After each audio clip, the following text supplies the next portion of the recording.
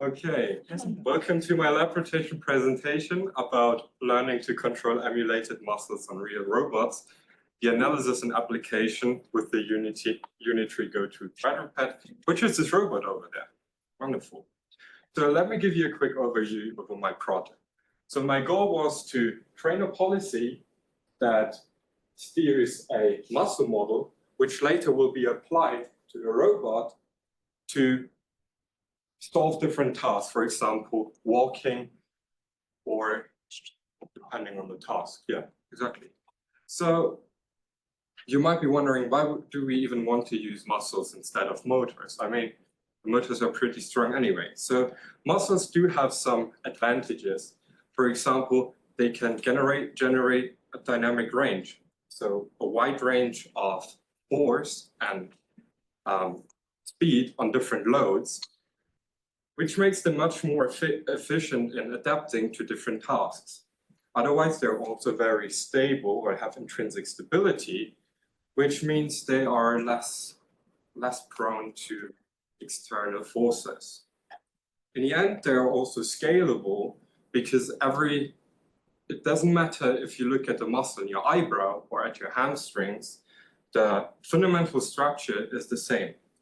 Let's look at the fundamental structure. Here on the right, you can see the smallest functional unit of the muscle, which is the so-called sarcomere. It is filled with actin filament and myosin filament that interact on neuron activation.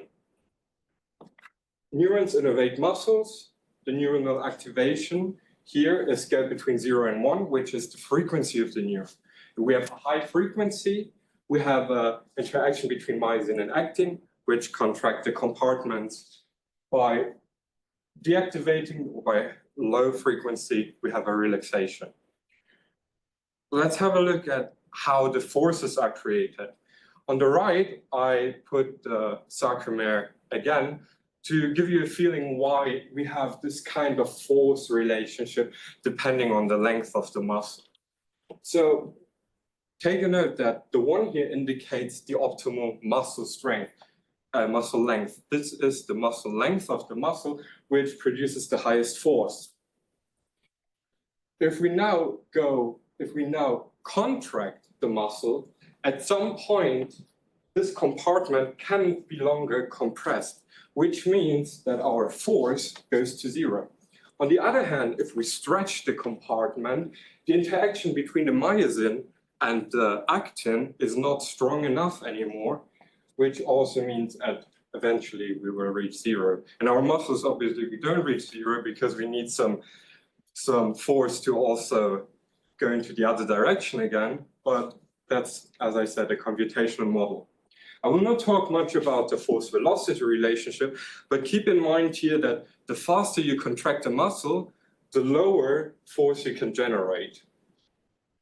The takeaway here is that we have a nonlinear relationship in muscles where we have a relative linear in or controlled, like in these motors.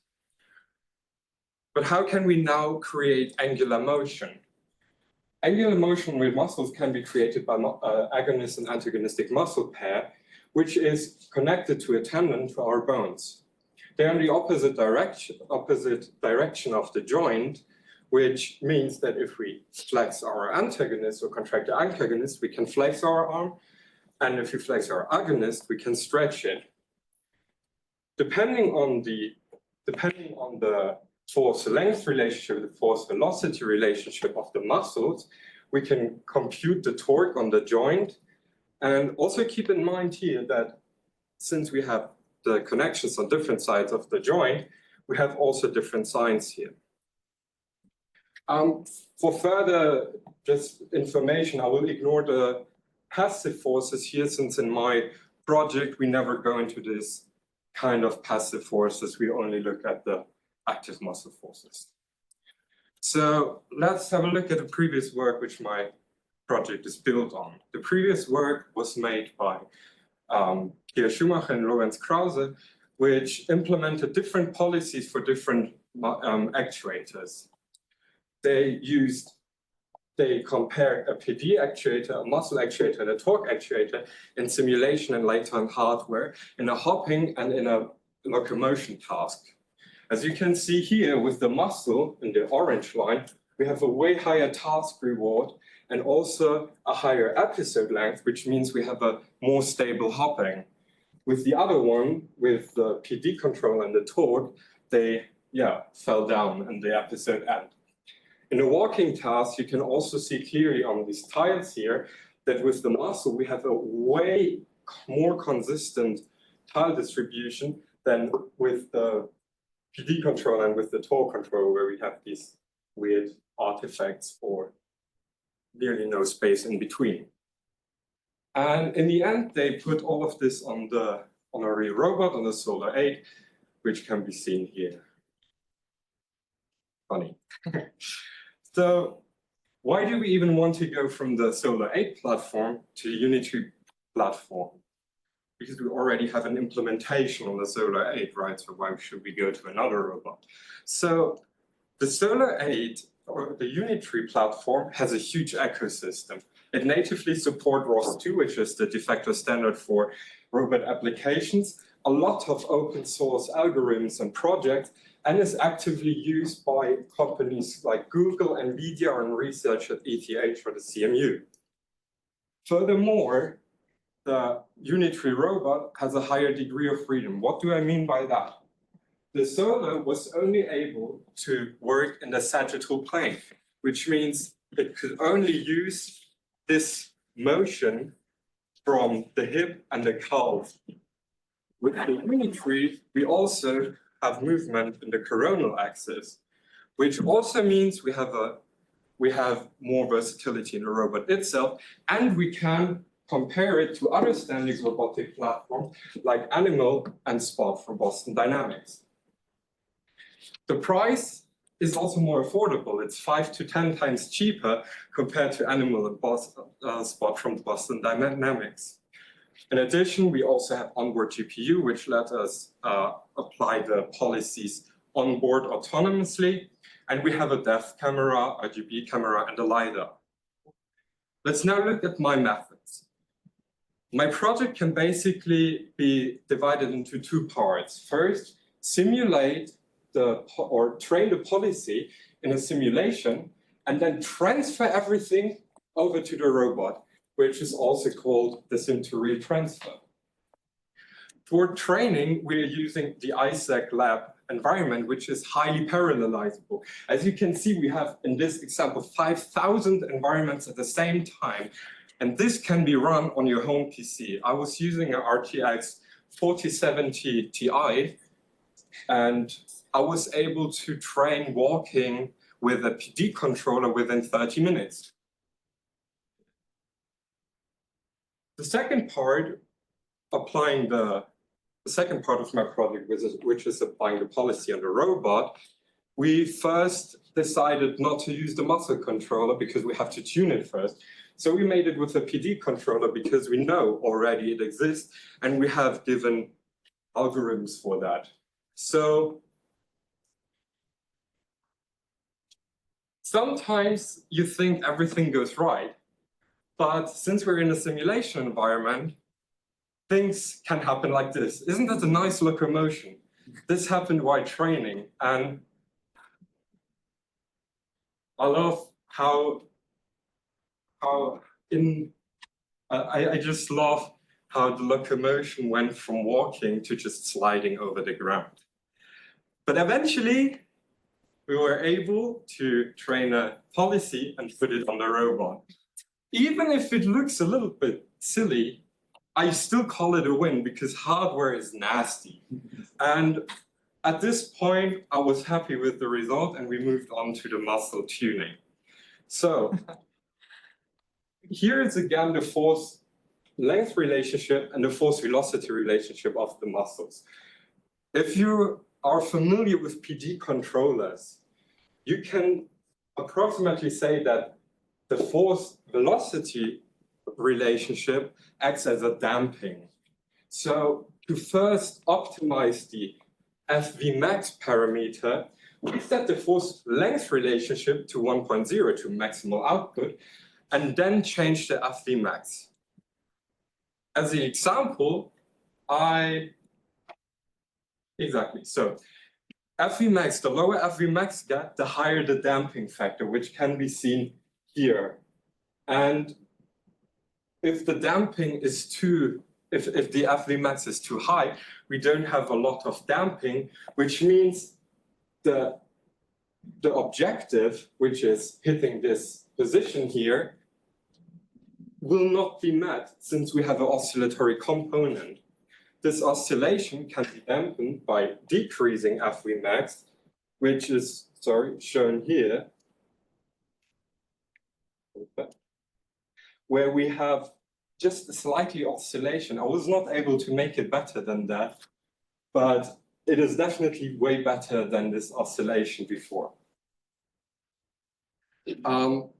Afterwards, we turn on the force length relationship again, and we get a approximately similar behavior than from the force length set to 1.0, but in between we still have, I would say, less oscillation. We always have oscillation, that small oscillation, higher oscillation, small, and it goes a little bit up and down all the time. But I would say this was already fine for my project so far. Next step was target position control. And here I compared a torque control PD, which means the network directly outputs the torque for the motors and the muscle control. So I still had to tune my muscle control a bit, but this is the best I was able to get. So let's first have a look at how the torque control looks like. Perfect. So what we have here are commands that basically tell our policy, please take this joint position and please take this joint position. And on the right side, you can see that we still have an offset here, which I don't know why this offset exists. I wasn't able to get rid of it in my data analysis, but here, this shows the command in the dashed line and the actual angle that the robot was performing. Take in mind here, I only showed you, or these graphs on the right only show you the calf angle, but in the end, I had to do this with every type of joint, the whole parameter tuning, every kind of joint, since we have different ranges of motions for every joint. For example, as you can see here, the shoulder joint can nearly rotate 360 degrees, while our calves don't have that much of a motion range. So that was basically how far I came in my lab rotation. And I now want to show you what could be done in further steps. So what I didn't mention is obviously we have the output of our policy for muscles is double the amount than for motors. Because for motors, we only put in the torque, but for our agonist and antagonist muscle structure, we have to define the activation for the agonist and for the antagonist. So we have doubled the dimensionality of the torque control. Further work that can still be done is a better muscle parameter optimization. I did everything by hand. I was planning on trying Bayesian optimization grid search, which can be done in further research. We only have done the locomotion. We haven't done locomotion, but only joint position control, which we also could compare with torque control. The stability of the system was not investigated. For example, external forces to our to our joints, and the behavior in difficult environments. In the end, I want to express my gratitude to my supervisors, Pierre Schumacher, Professor Georg Martius, and Daniel Häufle, who guided me through this research and helped me whenever I needed help. So thank you very much for listening. That was my presentation. If you have questions, please.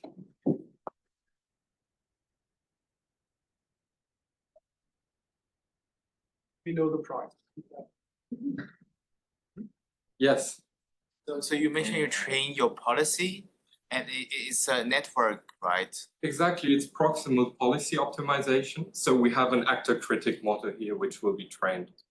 But when using the proximal policy optimization, like you have to actually carefully define your reward function. Yes, I have to redefine the reward function. The reward here was, so for the locomotion task, the reward is a direction command and how much our robot is able to follow this direction command. And the second reward was also that we have to make sure that the actions, so our torques, are kind of not too strong between transitions. So if you walk, you don't want to do this kind of motion, but you want to have a more smooth motion, which means the action